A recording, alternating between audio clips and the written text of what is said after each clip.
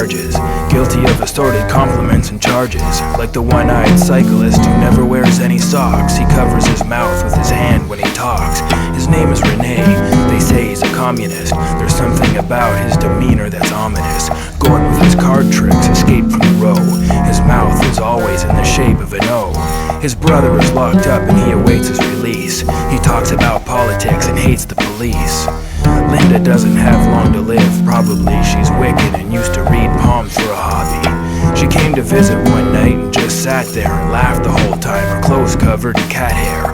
Aubrey wears 2 watches at once and a bow tie. He's missing a thumb and nobody knows why. He's not the best ventriloquist in the world, but he wants to be. He's an excellent dancer and smokes reefer constantly.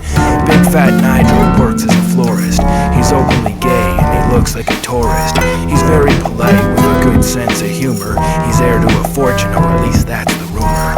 Washed up and wounded, we are the recycled, earthy, thirsty, sleazy, and seaworthy.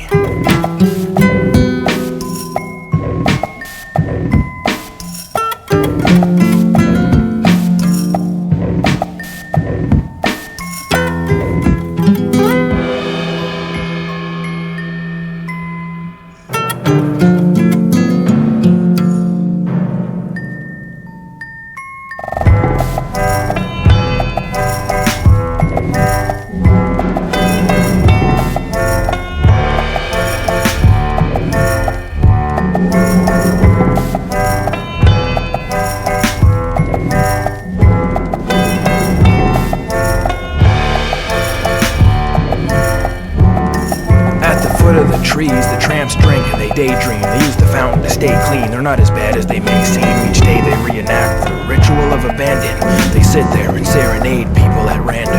As the thought of a job in a bedroom refrigerates, they drift on alcoholic wings and figure eights. Wine and water, regarded as stupid weirdos. More wine and water, they feel like superheroes.